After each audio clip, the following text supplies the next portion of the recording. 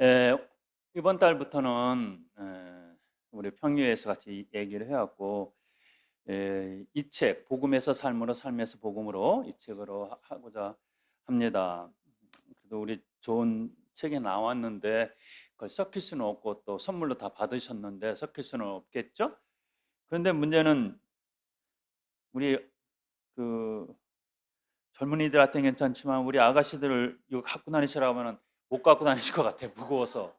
그래서 우리 아가씨들 생각하니까 이 책을 갖고 다니라고 할 수도 없고 이걸 어떡하나 좀 그 생각이 좀 많아요. 그렇죠, 아가씨들? 예?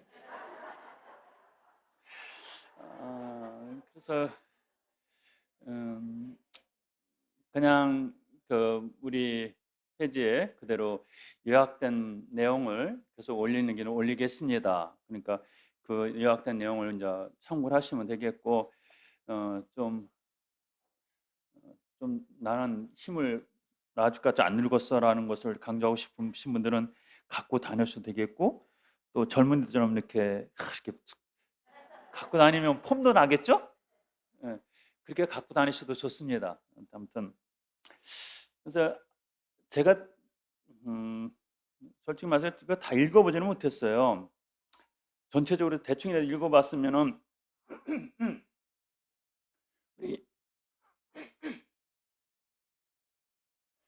우리 양성 부장님의 의견에 따라서 어떤 순차적인 커리큘럼을 만들어서 어떻게 하겠습니다라고 말씀드릴 수 있을 텐데 그렇지 못하고 그때그때 읽어야만 되는 어떤 그런 현실이에요. 그래서 음, 아무튼 어떤 방식으로 어, 이 책을 우리가 소화해내야 될지는 저도 명확하게 이렇게 정해 있질 않아요. 그런데 뭐 여러분들 저랑 뭐 이제 한 1년 가까이 됐으니까 제가 강의하는 어떤 스타일은 1년 넘었죠.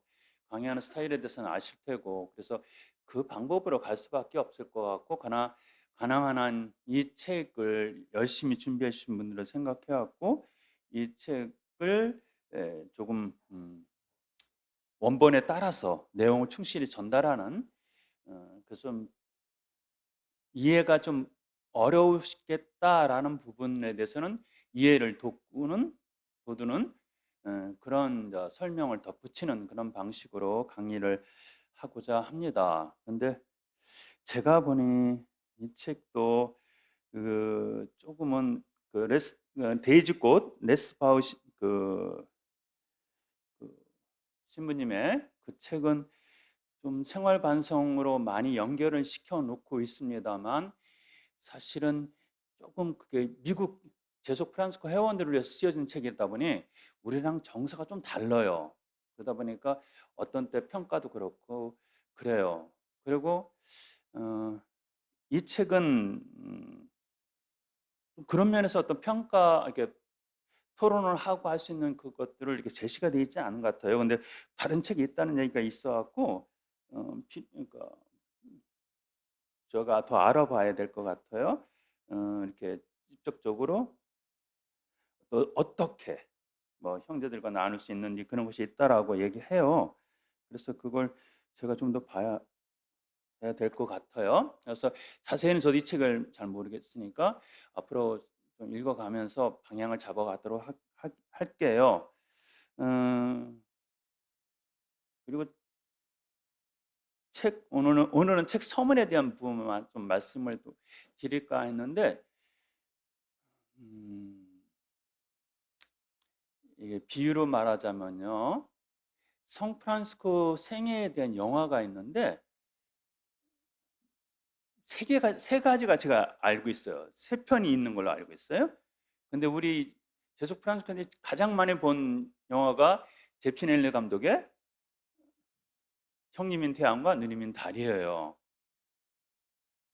그 아주 아름다운 선율과 함께 보여주는. 음, 그런데 그 성프란스코라는 영화가 그 밀키 누크라는 배우가 주연하는 건데 그 섹스 심벌의 그 배우가 그 주연한 성프란스코의 영화인데 음, 그 영화는 또 달라요. 또 다른 의미, 그 우리가 다른 게 좀 이미지를 갖다 줘요. 그러니까 사회복지적, 사회과학적 측면에서의 사회적 문제를 좀 부각시키는 면이 좀 있어요. 그런데 저 개인적으로는 그 작품이 더 이렇게 와닿아요. 와닿아요. 물론 제피네르 감독도 사회과학 쪽의 전공자이고, 이 미키누크가 그 감독도 그분도 그쪽 분이에요. 그래서 어떤 사회적 측면에서의 이렇게 시각을 보고 영화를 만든 것은 사실이지만, 둘 다 하나는 좀 더 제 입장에서는 이렇게 와 닿는 부분이에요. 근데 이 책으로 느낌은 그 제피네르 감독의 그 성프란스코 같은 느낌이에요. 아주 부드럽고 아름답고, 사실 그렇게 쓰여진 것 같아요. 그런데 저로서는 어떤데 뭔가 전곡을 탁 이렇게 찌르고 하면 좋겠다. 그러니까 이거 전 아주 짧게 읽어보고서 말씀드리는 거기 때문에 나중에 제가 이거 잘못 판단했네요라고 말할 수도 있어요. 그러니까 여러분들 제 얘기를, 제 느낌이에요. 그러니까 이것을 그렇게 평가하시면 안 되고요. 그래서 오늘 서문에 대한 부분만 좀 말씀을 드리겠고, 그래서 요약을 해서 회지에 기록해 놓았습니다만, 음, 제 입장에서는 한 두 번 읽으면서도 이걸 어떻게 요약을 해야 될지 모르겠더라고요. 그래서 요약은 했습니다만, 그냥 처음부터 쭉 읽어드리는 게 가장 좋은 강의가 될 것 같다는 생각을 많이 해요. 그래서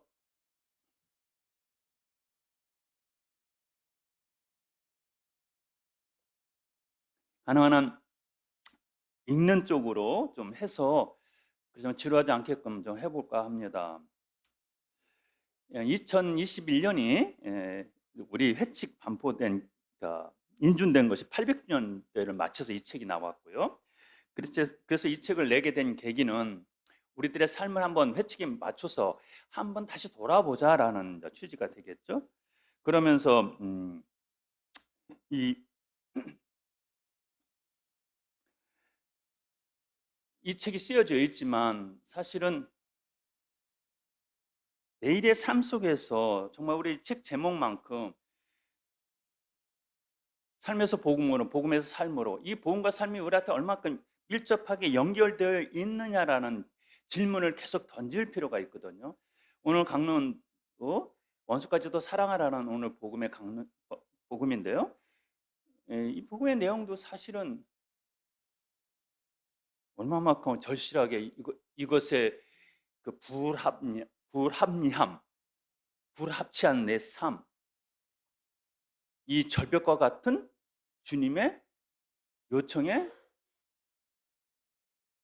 우리의 지금 현 위치는 어떤가라는 이런 질문들을 정말 솔직하게 얼마큼 드리고 있느냐라는 것을 우리가 좀 알아야 될 것 같아요. 부족하면 부족한 대로 부족함을 고백할 수 있는 우리의 위치에 있느냐라는 것 또한 우리가 우리 자신을 돌아보는 계기가 돼야 되는 것 같아요. 회칙 쓰기도 하고 우리가 참 많은 것들을 합니다. 그러나 그 회칙 쓰기를 하지만 그 정작 그 회칙이 우리의 삶 속에서 얼마만큼 연결되어 있느냐는 거예요. 이 서문에서도 얘기하지만 성프란스코가 우리에게 제시한 첫 번째 일회용들에 있겠죠. 여러분들에게는 뭐 신자들에게 보낸 편지가 여러분 기원이지만 저희 같은 제 법적인 인준받지 않은 회칙이라고 얘기하는 일회칙의 내용은 거의 복음의 내용이거든요. 그래서 어떤 분은 뭉뚱그려줄 수도 있지만 어떤 면에서는 근본적인 이야기를 하고 있는 거예요. 복음의 삶으로 돌아가라는 거예요. 성프란스코가 원한 그거예요. 그러나 그것이 너무 모호하기 때문에 다시 쓰고 해서 이 제2회칙, 인준받은 회칙이 나오게 됩니다만, 그리고 거기에 따른 회원이 또 나오게 되고, 이래서 어떤 면에서 시대적인 상황에 맞춰서 회칙을 재해석할 필요는 있지만 그 재해석이 우리의 불편함을 덜어내는 도구로 사용되고 있지는 않느냐라는 거예요. 그래서 많은 부분에서 이 회칙을 읽으면서 정말 내 삶에 대해서 보다 근본적인 내 삶하고 연결시키려는 노력들을 얼마큼 하고 있는가라는 것을 우리가 한번 생각해 보면서 이 책을 시작해야 될 것 같아요.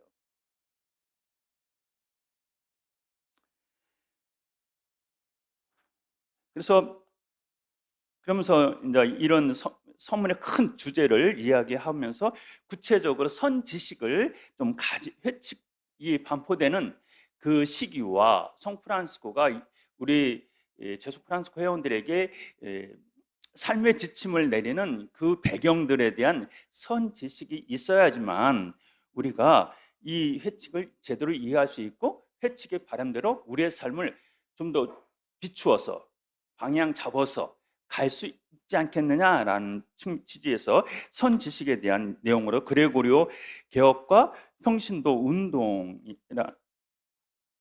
그다음에 프란시스코와 회개하는 형제 자매들의 회에 대한 내용을 간단하게 실었습니다. 근데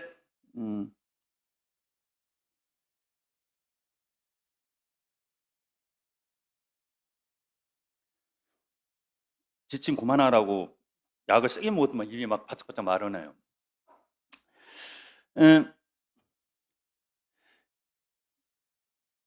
우리가 잘 아는 것처럼 까먹으시는지 모르겠지만 성프란시스코가 살았던 그 시대는 봉건 제도 사회에서 상업 중심의 사회로 넘어가는 그 격변기에 있게 됩니다. 뭐 격변기라서 몇십 년이 아니라 한 100여 년에 해당되는 시기입니다. 그래서 이 격변기 시대를 넘어가는 그런 아주 중요한 역사적인 변화의 시기에 있는 그런 때입니다. 그래서 이 시대에 어떤 일이 교회에 있었고 사회는 어떤 일이 있었고 라는 것들을 알아야지만 좀 더 성프란시스코가 왜 가난을 그렇게 강조를 했고 가난을 통해서 주님을 만나고자 했고 자기 의지를 포기하는 것을 통해서 하느님을 만나고자 했는지, 그리고 어떻게 그것을 보면 그 시대 성프란시스코가 아마 복음적 삶을 선택하도록 우리에게 회칙이라는 어떤 삶의 지침을 이야기했을 때 지금 2023년을 살아간 지금 우리를 염두에 두고 했을 거라고 저는 생각하지는 않아요. 그 당시 당신이 살아가는 그 시대를 바라보면서 그 시대 사람들에게 이야기했을 거라는 거죠. 그래서 그 시대적 환경을 잘 알아야지만 성프란시스코가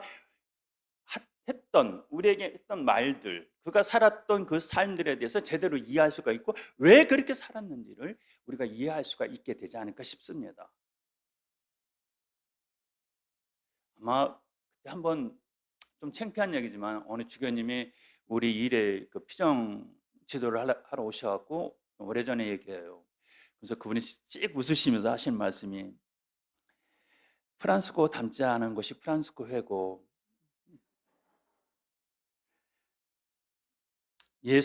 예수님 안 닮은 해가 예수 해고.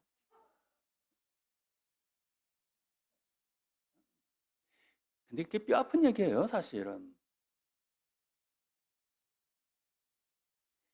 아마 성프란시스코가 그렇게 살아냈던 그 시대에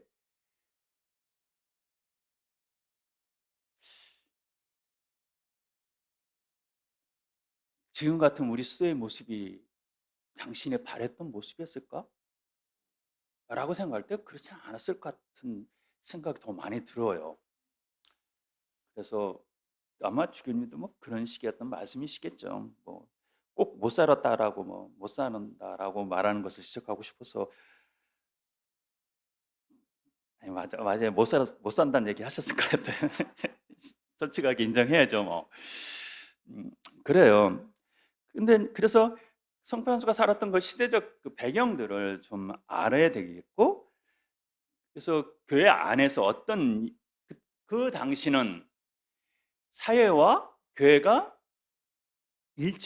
하나였었어요. 같이 가는 사회 분위기였어요. 지금같이 정치와 종교가 분리된 그런 시대는 분명히 아닙니다.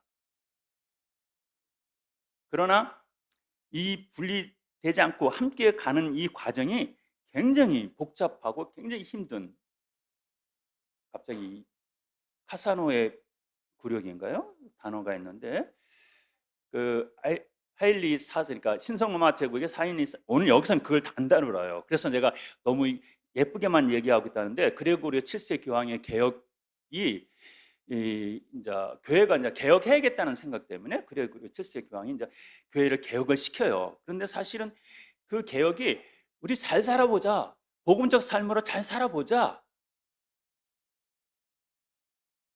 라는 뜻의, 성프란스가 말하는 그런 식의 삶을 살아내는 크리스찬으로서의 삶으로서 돌아가자는 그런 뜻이었을까? 사실 그레고리 7세도 성인품에 오르셨어요. 그렇지만 그분은, 제가 느끼기에는 그분의 삶은 세속 권력으로부터 교회의 독립적인 권한을 갖고 싶었고, 오히려 더 큰 교회의 힘이 세상을 이렇게 지배할 수 있는 그런 시대를 맞이하고 싶었을 거예요. 그래서 사실 한 150여 년을 걸쳐서 교회 개혁이 계속 이루어져요. 그리고 7세부터 시작해서 쭉 이어지지만 그 과정이 계속해서 황제의 권한과 교황의 권한과의 싸움이 계속돼요. 그래서 그레고리 7세 교황도 그 하인리 4세의 그 신성로마 대제국 4세의 그 군대 때문에 도망가죠. 그래서 유배 아닌 유배를 살면서 돌아가셔요.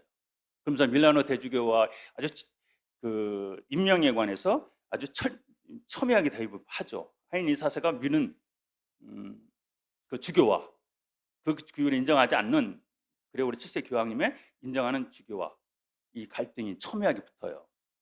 그러니까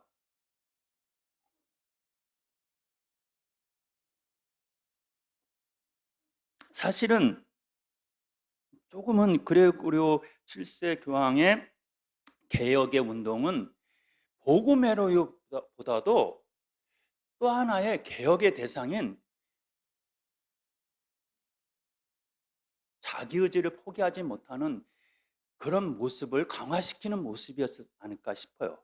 그래서 성프란스가 봤던 그 당시 교회 개혁 운동은 조금은 마음이 많이 아팠을 것 같아요. 아무튼 그러나 교회 역사는 그레고리오 7세의 교회 개혁 운동을 굉장히 높게 평가를 하고 있는 건 사실이에요.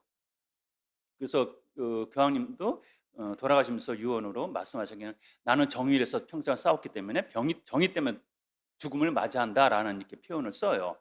그래서 그분에게 있어서 그 정의는 하느님의 신권이에요. 하느님의 힘이 세상을 이끄는 그런 것을 만들고 싶어해요.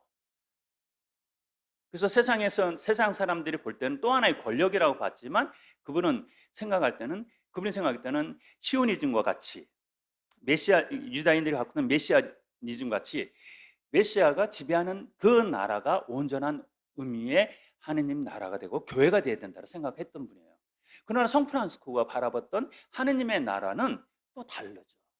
그것이 어떤 면에서 저는, 제가 감히 이렇게 평가하면 혼날지 모르겠지만, 하느님 나라를 만들기 위한 유다인들의 메시아론과 예수님이 보여줬던 하느님의 나라는 대척점에 설 수밖에 없잖아요. 그죠?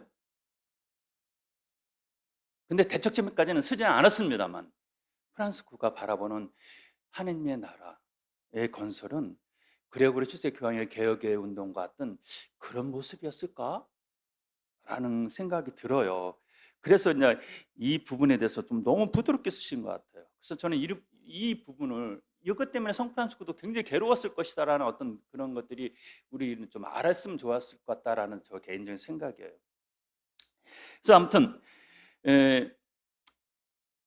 유럽의 6세기부터 약 10세기까지는 그 봉건 제도가 사회적 기반이에요. 근데 이 봉건 제도라는 것은 뭐를 말하냐면, 영주가 있고 영주에 딸린 노동의 노예들, 농노가 있었어요.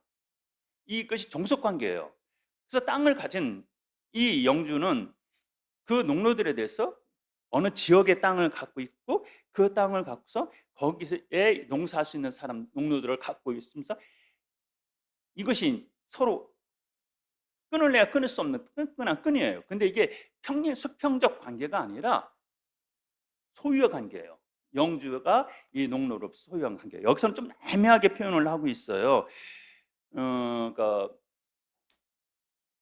농노들도 어떤 권리를 가졌다는 식의 느낄 수 있는 표현이 있는데 권리가 없었어요. 하나의 소유물이었어요. 농노도. 그러니까 농지와 마찬가지로. 그러면서 이들은 영주의 손아귀에서 벗어날 수가 없는 그런 경제 체제를 갖고 있었고, 이것이 또 어떤 결과를 갖게 되냐면 대수원이나 어떤 그 주교나 교회 권력에게 땅을 이렇게 영주가 희사를 합니다. 그럼 어떻게 되었어요? 영향권이 생기겠죠? 특별하게 사랑도 받겠죠? 그러면서 이것이 점점 커지면서 요번에 우리 교구 주교님은 이분이 더 좋겠습니다 라는 거죠. 그렇게 권력이 이제 쭉 밀고 들어가는 거죠. 그러니까 그렇죠? 그런 거예요, 그냥. 그러면서 이제 이렇게 그러면서 이제 성직자들의 서임과 주교 소품 이런 것에서 세속 권력이 점점 교회 안으로 들어오는 거죠. 그러면서 이제 좌지우지하게 되는 거예요. 이 황제의 고난이. 특히 많은 권력을 갖고 있는 황제가. 그러니까 이것을 끊어내려고 했던 것이 그레고리 7세의 개혁 운동이에요. 사실은 본질은 거기에 있습니다. 그래서 아무튼 그런데 이것이 10세기가 십자군 전쟁이 갑자기 1095년인가 십자군 전쟁이 시작될 겁니다. 이 십자군 그 전부터 물론 상업이라는 것이 계속 있었어요. 우리가 흔히 이제 전통적으로 알고 실크로드처럼 이렇게 무역가 있어갖고 물건들이 왔다 갔다 하는 그런 식의 무역이 있었지만 이것이 확 폭발시킨 사건이 뭐냐면 십자군 전쟁이에요. 여기서는 십자군 전쟁에서 얘기는 안 하고 있지만 그냥 단순히 사회가 변해갖고 뭐 상업이 확 됐다고 얘기하지만 사실은 안 그래요. 십자군 전쟁이었어요. 그 십자군 전쟁이 순수한 전쟁으로 보지는 않아요. 그 전쟁에 참여하는 사람들은 하나님으로부터 특별한 사랑을 받는다는 교황의 특별한 이야기도 있었지만 그 외에도 상업적인 목적이 굉장히 강하고 자기 목적들이 굉장히 강했고 자기 이익을 위한 것들이 굉장히 강했어요. 예를 들면 7차 십자군 전쟁인가는 이 십자군들이 군대를 조직해갖고 팔레스타인, 그러니까 예루살렘 쪽으로 쭉 가다 말고 확 방향 틀어서 어디로 가냐면은 지금의 이스탄불, 콘스탄티노플로 쳐들어가요. 그리고 정방정교회를 막 싹 쓸어버려요. 그래갖고 아무튼 동방정교회 사람들이 로마 카톨릭을 보는 시각은 또 하나의 왼수지, 우리 동조가 아니라. 그리고 사실 콘스탄티노플이 함락되기 전에도 교황으로 도움을 청하기도 했지만 사실은 로마 교회가 외면하죠. 그래서 결국 무너지게 됩니다. 그래서 이슬람화 되었고요. 어떤 그런 과정들이 있어요. 그래서 너무 이제 깊게 들어가면 좀 그렇고, 아무튼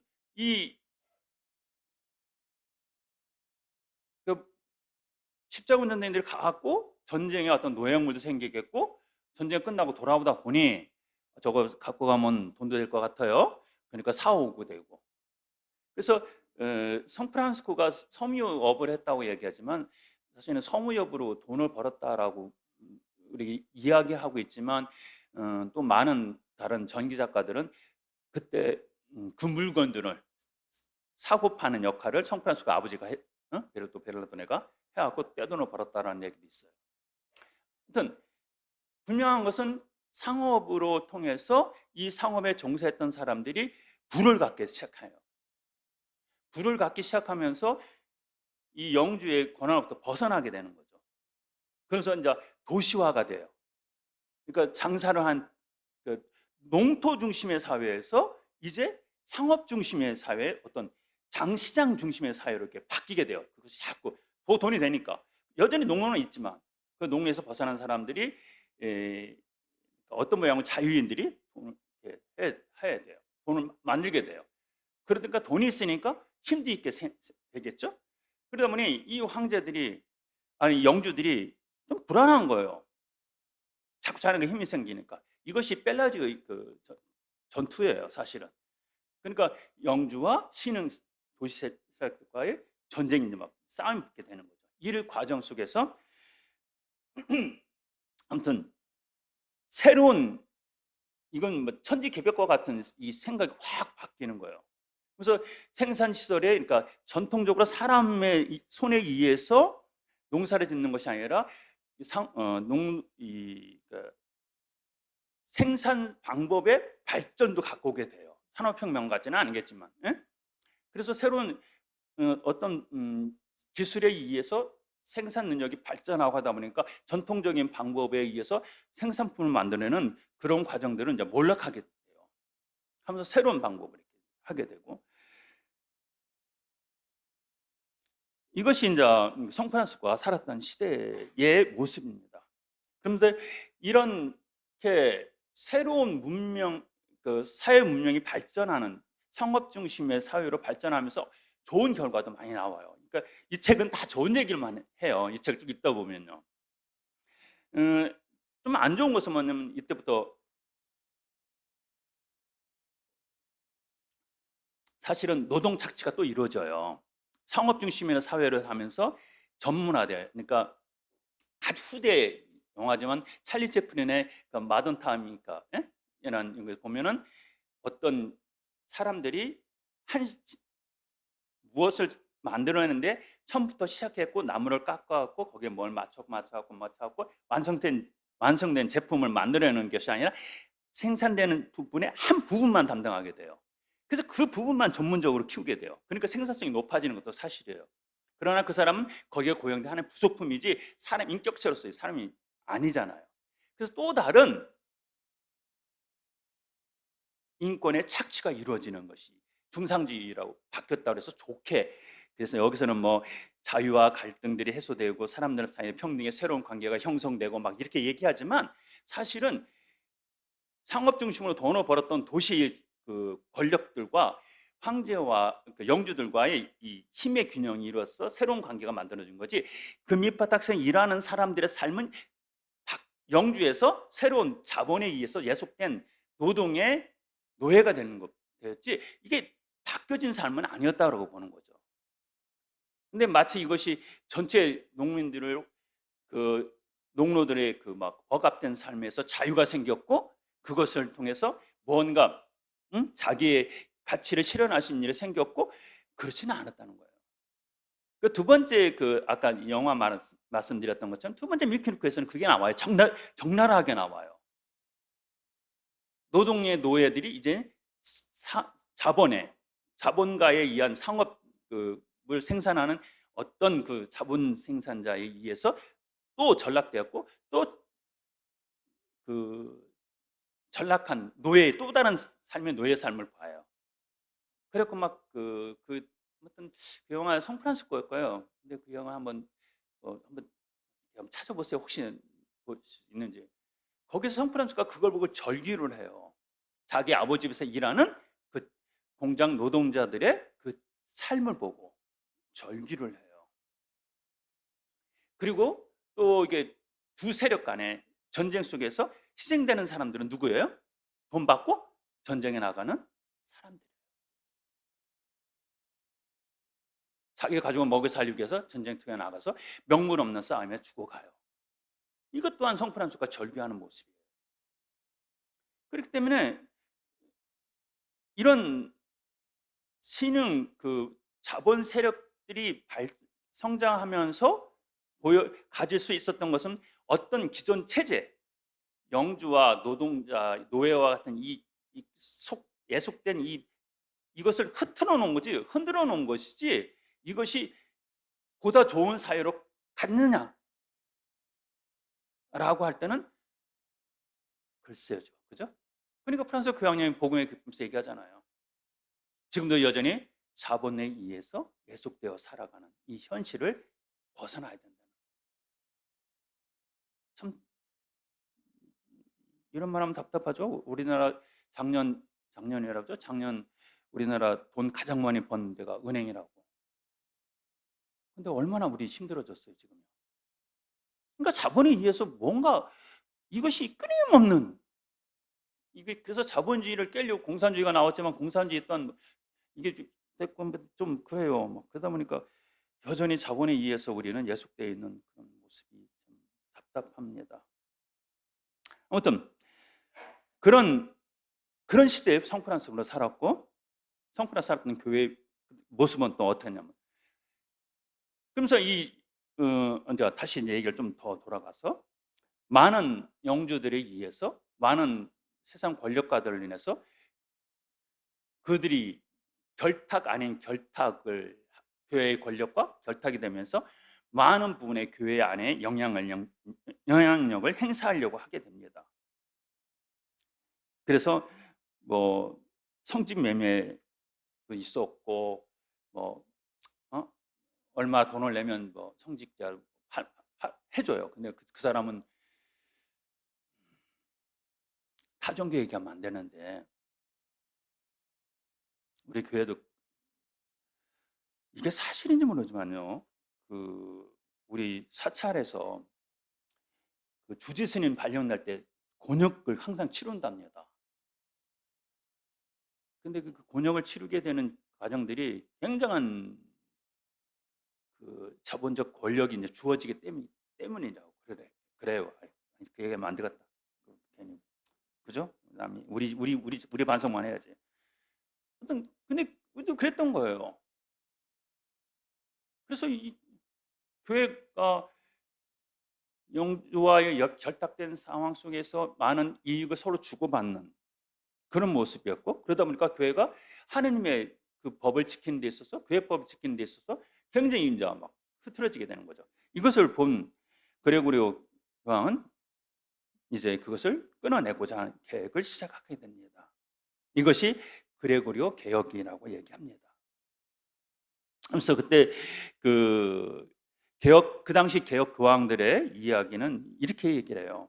교회를 그리스도의 지상 대리자로서 교회를 운영하는 성직자는 세속 권력의 간섭 없이 오로지 그리스도를 본받고 따라야만 그 영적 양식을 신자들에게 오롯이 나누어 줄 수 있다라고 성찰했기 때문이다. 그래서 그러나 아무튼 그것은 사실이에요.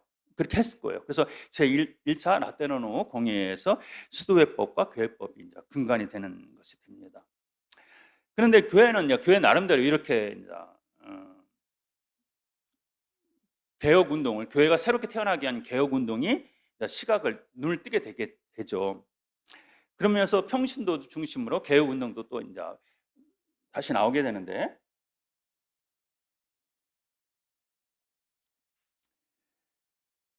여기서 평신도 개혁 운동이라는 주제로 십자군 운동과 가난 운동이라는 두 방향으로 나아간다라고 했는데 너무 해석이 굉장히 약해요. 십자군 운동이라면 잘못하면 십자군 전쟁으로 오해할 수도 있는 부분도 있고요. 그래서 아무튼 어떤 모양으로든지 그리스도를 그러니까 초기 교회의 모습으로 돌아가고자 하는 운동이 이제 있게 되는 거죠. 그것을 십자가 운동과 가난 운동으로 대표적으로 이 서문에서는 이야기하고 있어요.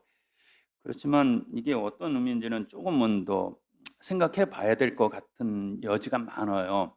그래서 사회적 변화의 영향을 받은 가장 느낀 사람들은 아무래도 새로운 시대가 되었네?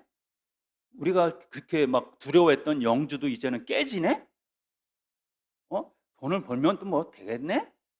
뭐 이런 생각도 하게 되지 않겠어요? 그러니까 뭔가 변화되었다는 사실을 알아요. 근데 이 변화되어야 된다는 걸 알고 있지만 그들의 삶의 변화가 더 강했지 신앙적인 어떤 측면에서의 변화가 더 강했다고 생각하지는 저는 안 해요. 그러나 이것을 신앙의 변화로도 바꿔놓는 계기가 생기는 것이 뭐냐면 이때부터 그 회개를 선포하는 순회 설교자들이 막 나오기 시작해요. 이들이 많은 영향도 줘요. 그러니까 그 전에 영주와 농노 사이에만 존재했던 봉건제도 사회에서는 거기에 속한 성당의 신부가 말하는 강론으로서만 어떤 면에서 다 들을 수 있는 것밖에 없었어요. 그러나 이것이 와해가 되면서 막 사람들이 교류가 왔다 갔다 하고 상업 때문에 왔다 갔다 하고 그러면서 새로운 위치에 생각하고 하게 되고 이러니까 새로운 이제 어떻게 보면은 기존의 그 당시 교회 본당 신부님들 입장에서는 이 순회 설교자들이 그랬을 것 같아요. 지금 우리가 저 길거리에서 보는 예수천국, 불신지옥 하면서 길거리에서 떠드는 사람들 그렇게 보지 않았을까? 그런 느낌이지 않았을까 싶어요. 그러나 그 순회 회계 설교자들이 많은 일반 대중들에게 새로운 시각을 열게 해줘요. 새로운 복음적 가치를 알게끔 이렇게 해줘요. 복음의 이야기를 하고 우리 본당 신부가 하는 얘기는 좀 다르네? 뭔가 새로운 것을 계속 이야기하게 됩니다. 그런데 그들이 계속해서 이야기했던 내용들은 보면 다 복음적 삶으로 초기 교회의 공동체의 모습으로 돌아가자는 내용이 주된 내용이에요. 그 분위기가 이제 막 생기게 돼요. 그것이 대표적으로 우리가 탁발수도회를 탄생시키는 계기가 되죠. 그런데 이제 이런 순회 설교사들이 생기면서 그들을 따르는 무리들이 생기고 그들과 함께 생각을 공유하는 사람들이 생기게 되죠.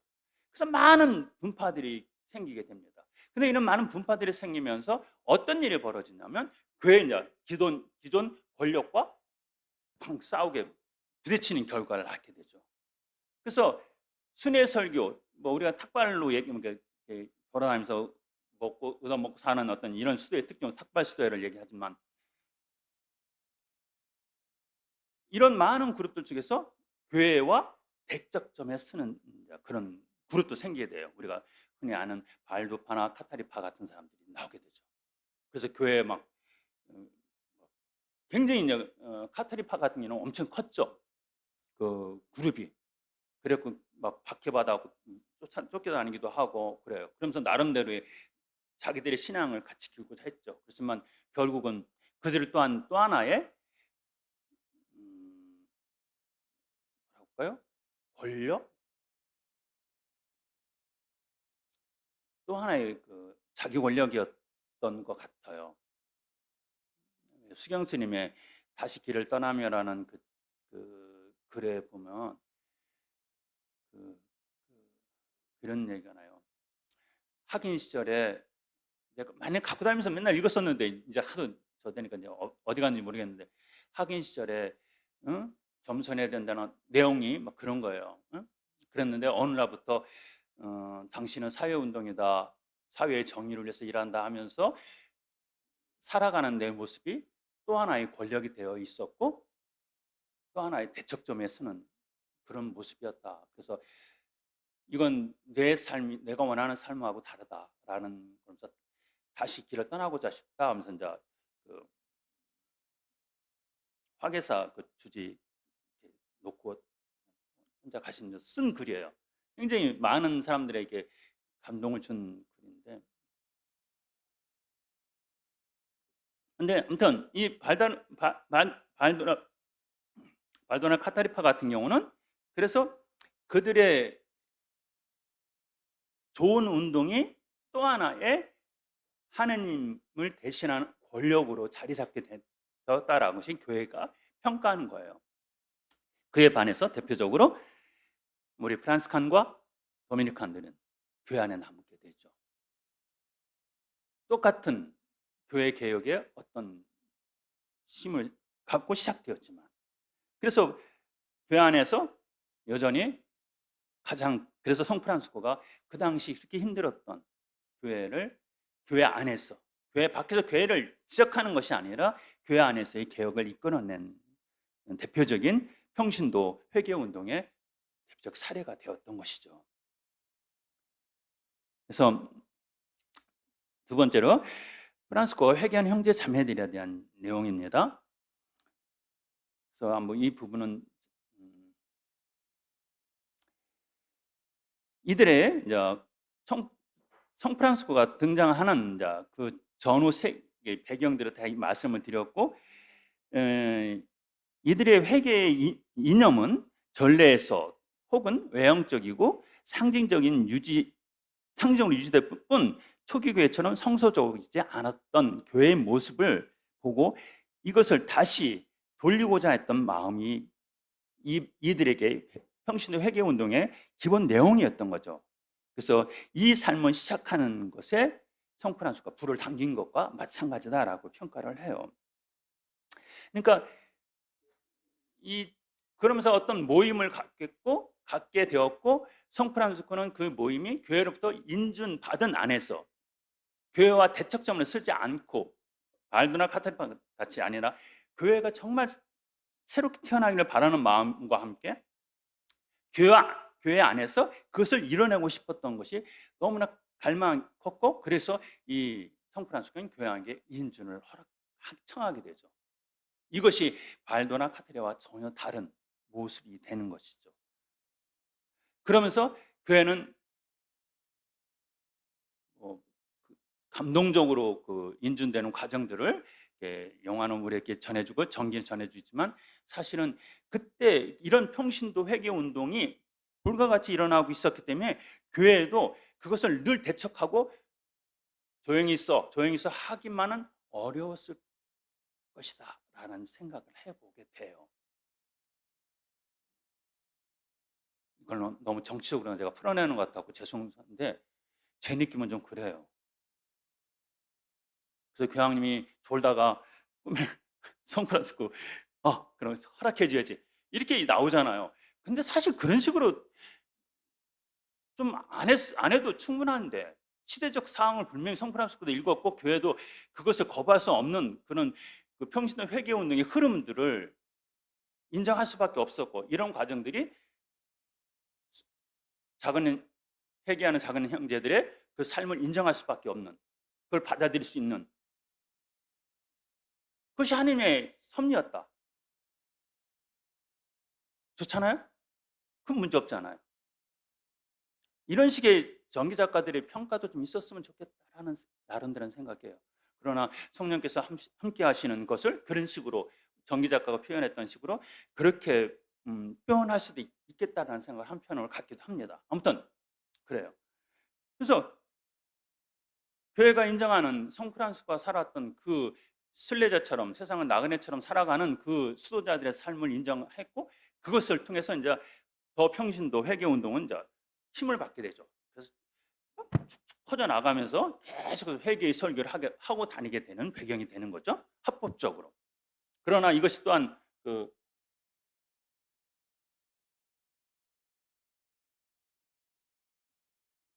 순탄한 것만은 안 했잖아요. 로마나의 이물라 주교님의 이 갈등, 전개도 나오잖아요. 성프란시스코가 이 교구에서 회개의 설교를 하고 싶습니다. 그러니까 주교님이 나 혼자만으로 충분하니까 너는 딴 데 가서 알아봐 그러잖아요. 근데 성프란시스코가 취했던 방법이 뭐예요? 나가 그러니까 나갔다. 뒷문으로 다시 들어가잖아요. 왜 나가니까 다시 들어와? 충실한 자녀는 부모가 떠나는 것이 아니라 교회 안에 머무는 거다. 성프란시스코의 겸손과 그 사상을 감동시키는 거죠. 이런 설교사들의 삶과 회개 양식이 결국은 교회의 그 막강한 힘의 권력을 하나님께 돌리는 역할을 하게 되는 거죠. 그냥 무너진 게 아니죠. 그냥 바뀌는, 그것이 교회를 다시 세우는 성프란시스코의 삶이었고, 그것이 하나님의 소명이었던 거죠. 우리는 그것을 지금 무너가지 않은 나의 집을 고쳐라는 하나님의 음성이었다고 하지만, 사실은 그 음성이 전체적인 성프란시스코의 삶의 쭉 모토가 된 거죠. 그래서 이제는 우리 정기도 읽으면서 좀 이런 것들을 배경을 알아야지. 아, 이게 그런 뜻이었구나. 근데 성프란시스코도 처음에는 모르잖아요. 하느님의 그 뜻을. 나중에 당신이 삶을 살아가면서 후대의 형제들이 장고성이 같은 길을 통해서 아, 성프란시스코가 교회를 다시 세웠구나라는 걸 얘기하잖아요. 근데 우리 정기 작가들이 얘기하는 제일 처음에 성프란시스코가 그 음성을 듣고 한 행동은 그냥 무너져가는 교회 세운 거예요. 그냥 세웠잖아요. 그냥 벌떡 멀리면서. 그러니까 그 삶을 당신은 몰랐던 거일 수 있잖아요. 그러나 그 삶이 계속 살아가면서 나중에 보니 그 음성은 이 음성이었고 이런 뜻이었고 우리 사부 성프란시스코가 그걸 이렇게 살아났구나. 제대로 시작은 그랬지만 제대로 받아들였구나 하게 되는 거죠. 근데 이제 여기서는 조금은 별로 우리한테 그렇게 큰 도움이 되는 건 아닙니다만 조금 이제 알게 되는 팁으로서 좀 아시면 좋을 내용이 하나 있다면 그 전까지의 수도자들의 삶은 정주수도원이에요. 그러니까 정주수도원이라는 개념이 정해진 자리에서 거주하면서 살아간다는 단순한 해석이지만 이런 단순한 해석이 아니라 그것은 어떤 신학적인 뜻이 갖고 있어요. 하느님의 도성과 하느님의 도성을 구현한다는 의미가 있어요. 그래서 그 안에서 하느님의 은총으로 모든 사람이 함께 살아가면서 하느님을 찬미하면서 살아가는 거예요. 그래서 우리 대표적인 것이 이제 베네딕토 수도원이잖아요. 그러니까 베네딕토 수도원 같은 경우는 그 안에서 목공 기술이며 농업 기술이며 모든 것이 다 이루어지잖아요. 자급자족이. 이게 하느님의 도성의 삶을 구현했기 때문에. 그래서 그 안에서 그렇게 일하면서 주어진 자기들의 소임 안에서 하느님을 찬미하고 그 찬미를 온전히 하나님께 봉헌하면서 하나님 뜻 안에서 살아간다는 그것이 온전히 하느님과 함께 살아가는 하느님 백성의 모습의 표상이라고 생각했던 거예요. 그래서 일반 대중들은 수도회를 보면 다 그렇게 생각했던 거죠. 저 안에 들어가는 것은 하나님의 도성 안에 들어간다고 생각했고 그 안에 들어가서 삶은 하나님 나라의 삶을 미리 살아가는 예표와 같았다라고 생각했던 거예요. 그런데 이런 전통이 확 깨진 것이 이제 성프란시스코와 도미니칸들의 삶이었어요.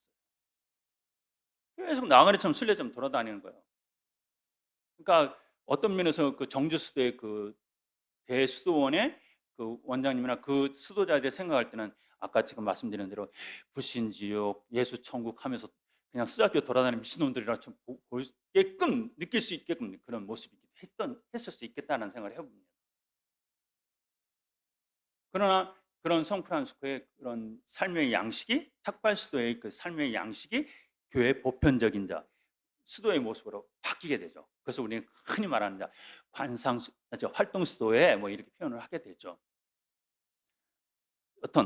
그러나 굳이 이렇게 구별하지만 사실은 저희는 그렇게 구별하고 싶어 하지 않아요. 성프란시스코가 원했던 삶이 관상의 삶이었기 때문에 어느 쪽이다 보기에는 지금 다 우리 활동 수도원이죠. 뭐 다 사목 활동 안 하냐고 바쁘고 기도보다도 제가 이 얘기하다 보니까 좀 이번 안식년 때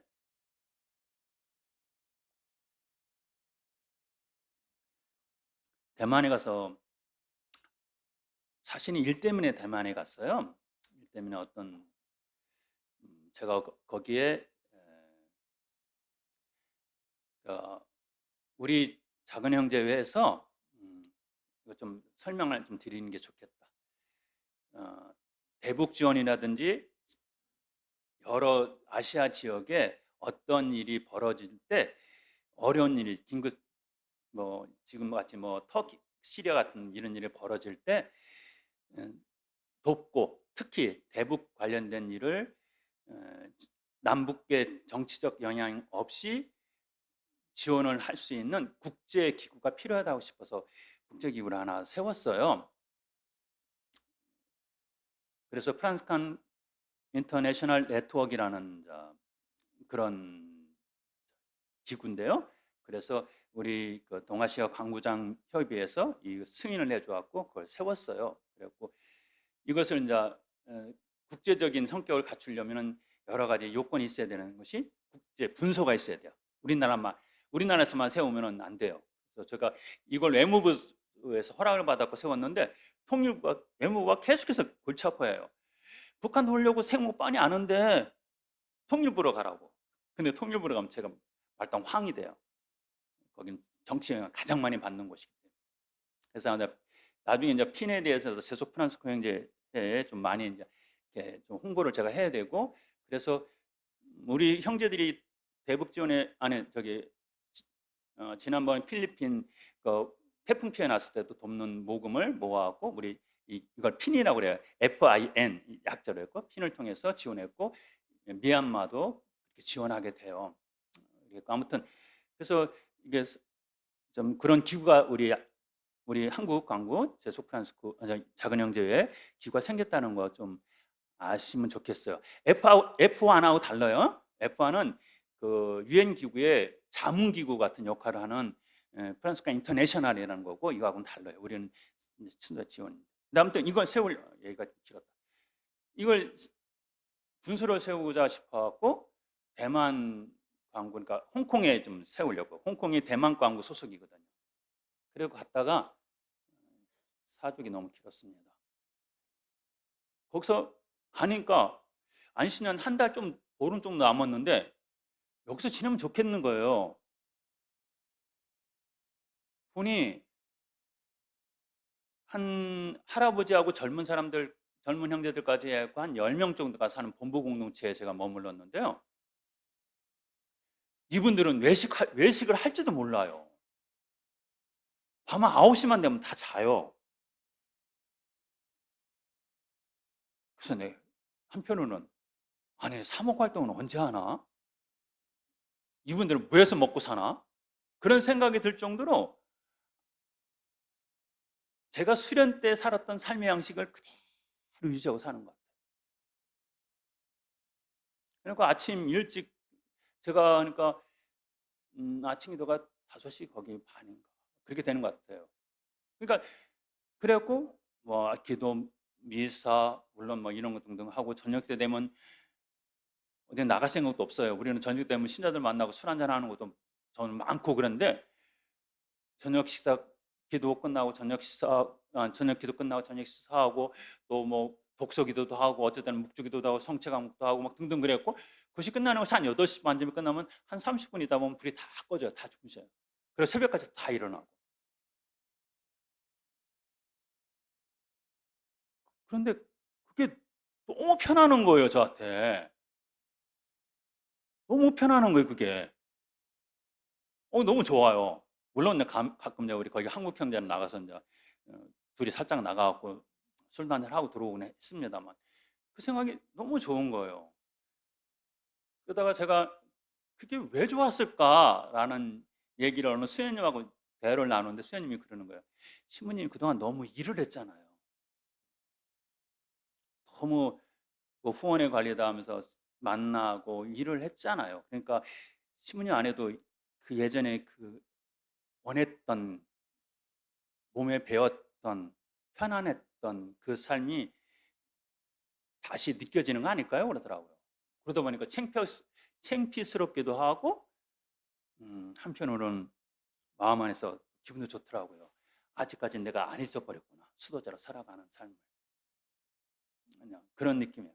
그래서 아무튼 성프란스코가 그 당시에는 저것들이랑 쓸데없는 뭐 그랬지만 그렇게 보일 수도 있는 나그네와 순례처럼 세상을 돌아다니면서 회개 설교를 하는 삶을 살았지만 늘 하느님과 함께하는 삶을 살고자 하는 관상의 삶을 살고자 했던 것만큼 사실이에요. 그러면서 교회 안에 새로운 수도 생활에 대한 방향을 제시해 주게 되는 거죠. 이것이 어떤 결과를 낳게 되냐면 아까 말씀드린 대로 그동안의 수도 교회는 일반 대중과 분리되어 있을 수밖에 없어요. 영주의 어떤 영향력이 있는 교회와 거기에 속한. 그래서 이것을 만날 수 있는 진솔하게 만날 수 있는 그게 없는 거예요. 그다음에 수도에도 마찬가지로 정주수도에서 하나님의 도성 안에 들어가서 거기서 살아가는 삶이 하나님과 온전히 살아가는 삶이고, 그러니까 수도자가 되는 방법 외에는 특별하게 없던 거죠. 그냥 거기서 또 묻혀서 일을 하면서 뭐 더불어 살아갈 수는 있겠지만, 그러나 일반 대중하고는 동떨어져 있는 교회와 대중의 모습이었어요. 근데 이 순회 설교자들이 생기면서 돌아다니면서 회개 설교를 하게 되면서 이제 하느님은 그들만의, 예루살렘 그 도성에 속해 있는 그들만의 하느님이 아니고 우리를 지도하고 이끄는 세속화된 어떤 그 교회 제도에서의 그 하느님, 거기에만 계신 하느님이 아니는 우리와 함께 만나주는 하느님이 오셨다는 사실을 이제 알게 되는 거죠. 그래서 이 만나는 가교 역할을 하게 되는 거죠. 아주 중요한 역할을 하게 되는 거죠. 이것이 교회의 큰 변화였던 것입니다. 이것이 성프란스가 문화적인 교회를 세우는데 가장 결정적인 역할을 한 것이 저는 이거라고 생각해요. 이것이 그 성프란스코의 삶을 시작하는 그 초기의 모습이고 아주 중요한 모습입니다. 이것은 이제 구체적으로 담원에서 이렇게 살았으면 좋겠습니다라고 형제들과 평신도 여러분들에게 이야기한 것이 회칙으로 드러나는 것이고, 여러분들에게 주어진 그 회칙을 이제 하나하나 내용을 갖고 공부하게 되는 것입니다. 이 책이 이제 그런 식의 쓰여져 되는 거죠. 마치도록 할게요. 영광이 성부와 성자와 성령께